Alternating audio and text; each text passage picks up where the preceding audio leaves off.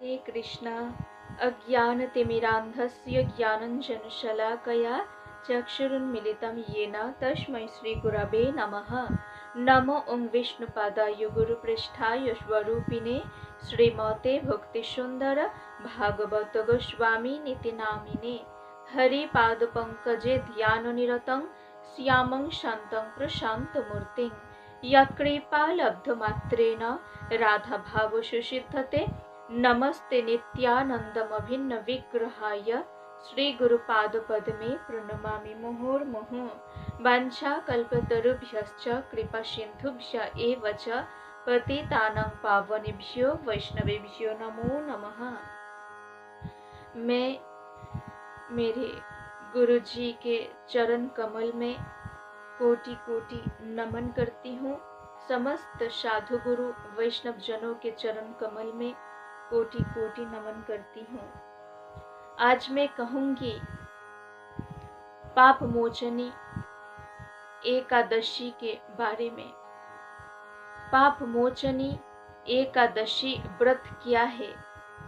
पाप मोचनी एकादशी व्रत के महात्म्य क्या है, ये आज कहूँगी।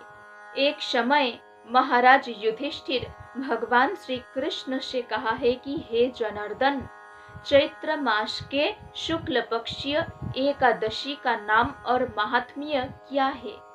कृपा पूर्वक आप मुझे बताइए। तब भगवान श्री कृष्ण ने कहा है कि हे धर्मराज, इस एकादशी समस्त सुखों का आधार है। वो सिद्धिदात्री है और परम मंगलमय है, समस्त पापों से मुक्त करने वाली है। इसलिए इसे कहा जाता है पाप मोचनी एकादशी। एक बार राजा मांधाता ने लोमश मुनि को पूछा था कि पाप मोचनी एकादशी क्या है। तब उन्होंने जो बताया था मैं भी यही कह रहा हूँ।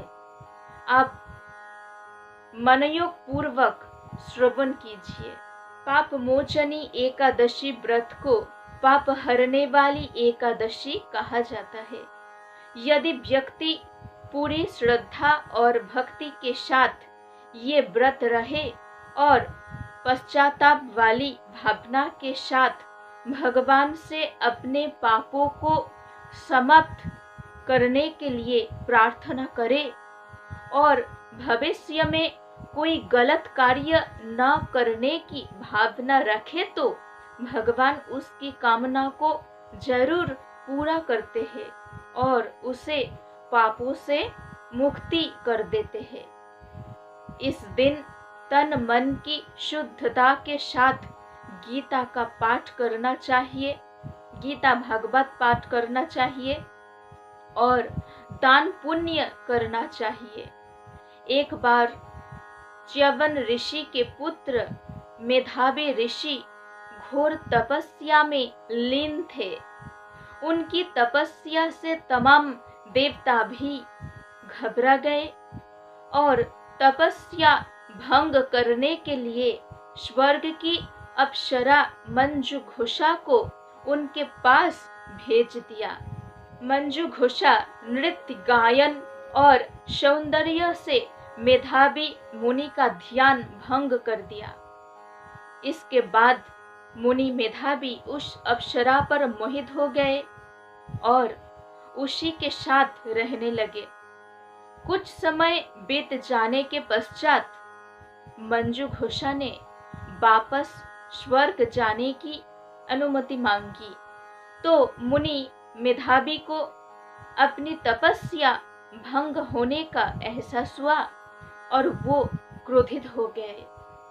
उन्होंने मंजुघोषा को पिशाचिनी बनने का शाप दिया।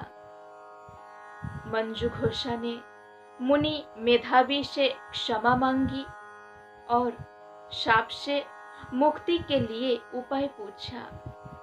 तब मेधावी ऋषि ने उसे पाप मोचनी एकादशी व्रत रखने की सलाह दी इसके बाद जब मेधावी ऋषि अपने पिता के महर्षि च्यवन के पास पहुंचे तो महर्षि च्यवन ने उन्हें भी पाप मोचनी एकादशी व्रत रखने के लिए कहा ताकि वे शाप देने के पाप से मुक्त हो सके।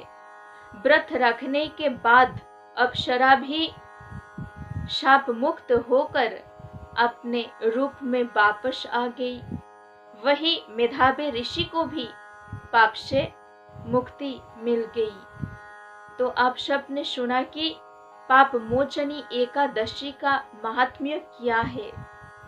तो हम सबको पाप मोचनी एकादशी व्रत पालन करना चाहिए, निष्ठापूर्वक पालन करना अति आवश्यक है।